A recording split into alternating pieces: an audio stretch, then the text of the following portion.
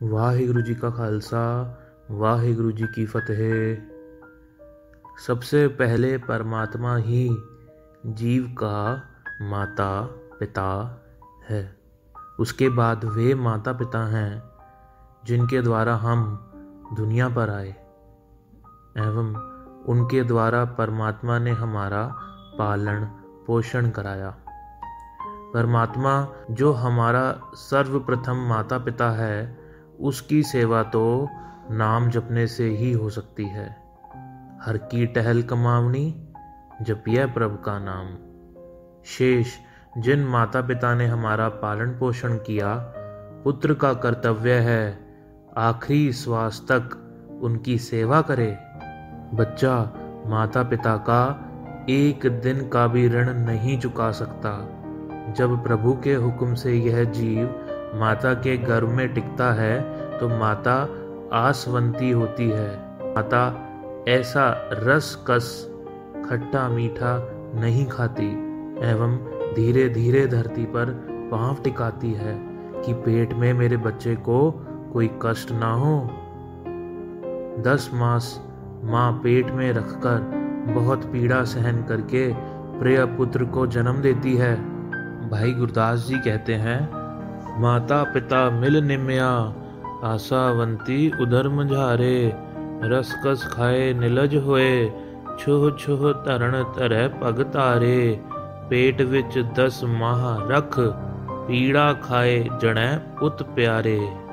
पुत्र को जन्म देकर माँ अति कष्टों के साथ उसका पालन करती है, संयम से खाना पीना करती है, स्वयं गीली जगह पड़ी रहती है तथा बच्चे को सूखी जगह रखती है। माँ बच्चे को अच्छी शिक्षा देती है, माँ बच्चे को सुंदर सुंदर कपड़े पहनाती है एवं अच्छे भोजन से उसका पालन पोषण करती है।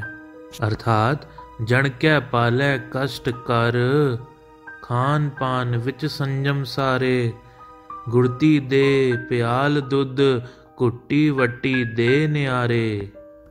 माँ कष्ट सहन करके भी बच्चे को पढ़ाती है, पांधा के पास पढ़ने भेजती है, अपना अर्जित किया धन बच्चे पर लगाती है।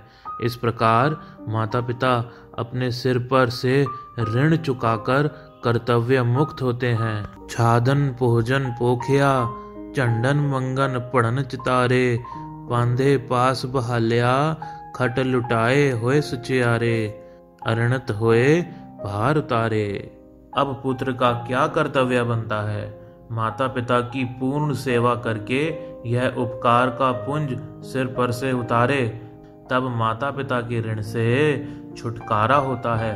परंतु खेद है कि अधिकतर लोग जीवित माता पिता को तो पानी तक नहीं पूछते, उनके मरने के उपरांत नाक रखने के लिए खीर पूड़ियों के श्राद्ध करके अपने पितरों को पहुंचाना चाहते हैं। अर्थात गुरबाणी कहती है, जीवत पितर ना मैंने को मुए श्राद्ध कराही। जीते जी तो अपने माता पिता का श्राद्ध नहीं किया, अपने माता पिता की सेवा नहीं की, और मरने के बाद ये झूठी दुनिया को ये झूठे दिखावे करता फिरता है कि मैं अपने माता पिता की बरसी मना रहा हूँ, श्राद्ध कर रहा हूँ। कैसा झूठा नीच है ये इंसान। क्या इसीलिए ही माता पिता अपने बच्चे को जन्म देते हैं? पुत्र जवान होता है तो माता पिता उसकी सगाई करके अति प्रसन्न होते हैं। इस प्रसन्नता से माता सोहेले गाती है। जब पुत्र का विवाह हो जाता है तो माता प्रसन्न होकर घोड़ियां एवं लावें गाती है। बहु पुत्र का मिलाप देखकर माता सुखना मांगती है कि यह जोड़ी सुख ले वह हरी भरी रहे। माता पिता आनंद विच पुत्तै दी कुड़माई होई, रहसी अंगना मावई गावै सोहलड़े सुख होई, विगसी पुत्र विहाइयै घोड़ी लावां गाव पलोई, सुखा सुखै मावड़ी पुत नू दा मेल अलोई। माता पिता के लाखों उपकारों को भुलाकर कपुत्र पुत्र ने माता पिता से लड़ाई की चक्की चलाई। रीझों से पाले पुत्र ने माता पिता को कोई सुख न दिया, अपने घर से बाहर निकाल दिया। वही घर जो घर उन्होंने अपने पुत्र को दिया था, उसी से आज वो उसे बेदखल कर देते हैं।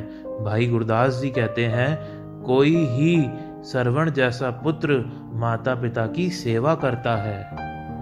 नहो नित कंत कुमंत दे, वेहरे होवन सस विगोई। लख उपकार विसार कै, पुत कुपुत चक्की उठ चोई। होवे श्रवण विरला कोई। श्रवण के माता पिता अंधे थे। उसकी घरवाली श्यामवती नित्य प्रतिदिन अपने पति को कहती कि हम मेरे माता पिता के महलों में चलें, परंतु श्रवण ना माना। इस पर श्यामवती ने श्रवण के माता पिता को दुखी करना आरंभ किया।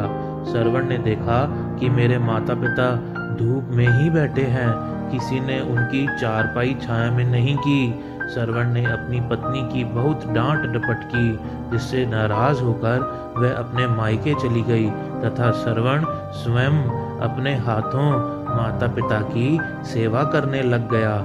माता पिता की इच्छा अनुसार तीर्थ यात्रा कराने चल पड़ा। एक जगह जंगल में माता पिता को बहुत प्यास लगी तो वहंगी रखकर पानी भरने चला गया। राजा दशरथ ने वन जीव समझकर तीर चलाया, जो श्रवण के सीने में लगा। राजा यह देखकर बहुत पश्चाताप कर रहा था। तीर लगने से श्रवण चाहे तड़प रहा था, प्राण निकलने ही वाले थे, परंतु उसको अपनी जान से अधिक चिंता प्यासे माता पिता की थी। उसने कहा, हे राजन, मेरे सीने में से तीर चाहे बाद में उखाड़ना, यहाँ से थोड़ी दूरी पर मेरे माता पिता प्यासे बैठे हैं, पहले उनको पानी पिला दो। होवे श्रवण विरला कोई। संतान कभी भी ऐसा काम ना करे जिससे माता पिता के मन को दुख पहुँचे। जो माता पिता को दुखित करके, झगड़े व कलेश करके अलग होते हैं, वे पापी एवं कुपुत्र हैं। जब चौथे पातशाह ने बड़े पुत्र पृथ्वी चंद को छोड़कर छोटे सपुत्र श्री गुरु अर्जन देव जी को गद्दी पर बिठा दिया तो पृथ्वी चंद ने बहुत झगड़ा किया। तो सदगुरु ने समझाया, पुत्र, जिस माता पिता ने जन्म देकर पालन पोषण करके बड़ा किया हो, उनसे झगड़ा करना बहुत बड़ा पाप है। काहे पूत झगड़त हो संग बाप, जिनके जड़े पडीरे तुम हो, तिनस्यों झगड़त पाप। भाई गुरदास जी कहते हैं, माता पिता को दुखित करने वाला धर्म अनुसार ही पापी नहीं, लोकाचार की ओर से भी खोटी मति वाला होता है। लोकाचार होए वड्डे कुचारे। एक लड़का सरमुख सिंह बाबा नंद सिंह जी के पास लाहौर से चलकर आया तथा विनय की, मैं बीए का पेपर देकर आया हूँ, रिजल्ट आने तक यहाँ सेवा करना चाहता हूँ। बाबा जी ने सेवा में लगा लिया तथा उसको बहुत रंग लग गया। अच्छे अंक लेकर पास हुआ तो प्रसाद लेकर उपस्थित हुआ तथा साथ ही विनती की, पातशाह, जो पढ़ाई करनी थी सो कर ली, अब यहीं अपने चरणों में रखिए। यह सुनकर बाबा जी ने प्यार के साथ समझाया कि जिन माता पिता ने इतनी मुश्किल से पढ़ाई कराई हो तथा वृद्ध माता पिता की सेवा ना करें तो माता पिता की ऑटोमेटिक ही दुर्आशीष लग जाती है, जो तुझे हमारी की हुई सेवा भी स्वीकृत न होने देगी। इस प्रकार उपदेश देकर उसको लाहौर भेजा। भाई गुरदास जी भी कहते हैं, जो पुत्र माता पिता को त्याग कर वेद सुनता है, वेदों की कथा कहानियों का रहस्य नहीं जान सकता। जो पुत्र माता पिता को त्याग कर वनों में जाकर तप करता है, वह भूला फिरता है। जो पुत्र माता पिता को छोड़कर देवी देवताओं की उपासना करता है, उसकी सेवा को देवी देवता गण भी स्वीकार नहीं करते कि जिस माँ ने 10 मास पेट में रखकर दुख कष्ट झेले, तू उसका नहीं बना तो हमारा कैसे बनेगा। माता पिता को भुलाकर जो 68 तीर्थों पर स्नान करता है, वह कुमन केरी अर्थात भंवर में विवशता वाली डुबकियां अथवा गोते खाता है। वह 84 लाख जोनियों में भ्रमण करता है। ऐसे खोटे पुत्र ने गुरु परमेश्वर की सार नहीं जानी। कुपुत्र तो ठंडे गर्म कोयले की भांति है, जो गर्म हो तो हाथ जलता है और यदि ठंडा हो तो हाथ काले करता है। ठंडा तत्ता कोयला काला करके हाथ जलावे। परंतु जो सपुत्र होते हैं वे अपनी कुलों के भी दाग धोकर अथवा मिठाकर यशवान कर देते हैं। अपजंस मिटंत सतपुत्र है।